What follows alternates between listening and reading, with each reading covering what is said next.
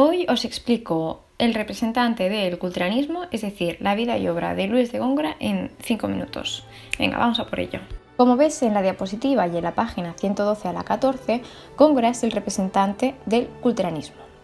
Antes de entrar en la obra, os voy a explicar con 4 pinceladas su vida. Básicamente lo que me interesa que sepáis es que Góngora nació en Córdoba en una familia noble. De hecho, predominaban tanto juristas como clérigos, así que él se pudo permitir empezar la carrera de leyes, aunque no la acabó. De hecho, se ordenó sacerdote, no tenía vocación, pero bueno, siempre pudo vivir de cargos eclesiásticos, querido de su familia. Aunque también cabe señalar que sus inclinaciones personales, como el gusto al lujo, la afición al juego, pues no encajaban en el prototipo de religioso. De hecho, también su carácter arrogante le comportó muchas enemistades con varios artistas de la época, y la más importante o la más conocida es la enemistad con Francisco de Quevedo. En cuanto a su obra, que es lo que realmente nos concierne en la clase de literatura, pues bien, su obra es exclusivamente poética y, de hecho, como representante del culteranismo, su objetivo no era escribir poemas accesibles y de fácil comprensión, no. Su propósito era crear un lenguaje poético que fuera brillante, culto, elitista, es decir, alejado totalmente del lenguaje de la realidad. Por lo tanto, su poesía no pretende expresar sentimientos ni representar la realidad, sino más bien todo lo contrario. Prefiere transformarla mediante el uso del lenguaje en un mundo nuevo de belleza. Por lo tanto, este estilo personal, culto y, de nuevo, elitista, pues da origen a la escuela del culteranismo, aunque también es conocida como gongorismo.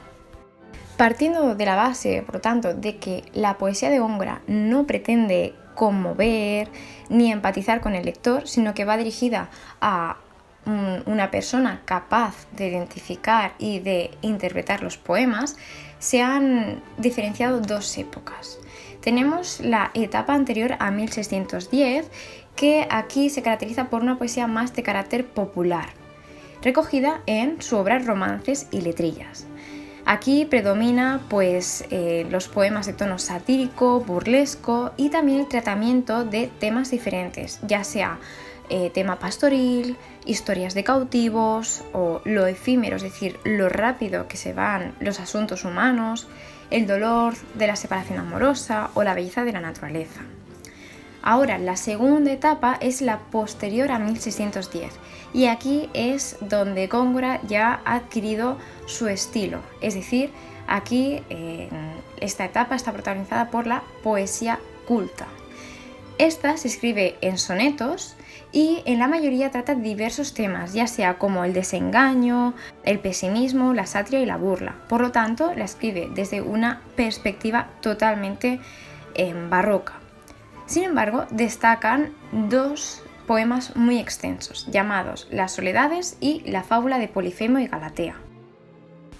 Empezando por la fábula de Polifemo y Galatea, básicamente me interesa que sepáis que en este extenso poema lo innovador no es el tema, sino más bien es el uso del lenguaje. De hecho, en la diapositiva que os he puesto, si lo leéis, veréis que el lenguaje es bastante retorcido, complicado, caracterizado por los hipérbatos y por las metáforas. Por ejemplo, donde espumoso el mar siciliano, el pie argenta de plata al Elibeo. Para entender estos dos versos hay que hacer un esfuerzo, ¿no? Por lo tanto, el lector que comprendía esta fábula en la época era un lector muy culto. Ahora bien, el tema es mitológico, parte de una historia que sale en las Metamorfosis de Ovidio. Básicamente se nos presenta al cíclope Polifemo, que era un gigante con un solo ojo, enamorado de la ninfa Galatea. Bien, como ya sabréis, en el Renacimiento, en el Barroco, el amor siempre es desdichado, ¿no? Pues básicamente Galatea está enamorada de un joven llamado Acis. Cuando Polifemo se entera, pues decide que la única solución que queda es vengarse. Así que le lanza un pedrusco al joven Acis. Este muere en el acto. Sin embargo, de la sangre que le sale, se crea un río. Y de ahí, pues, Góngora se basa para crear este extenso poema escrito en octavas reales. Por último, ya para acabar, Las Soledades, poema publicado en 1613. De hecho, este poema en teoría debían de ser 4 partes, pero solo está acabada la Soledad primera y la Soledad segunda está inacabada. Básicamente, la Soledad primera trata de la historia de un náufrago que es acogido por unos cabreros. Ahí de nuevo pues se alaba la naturaleza.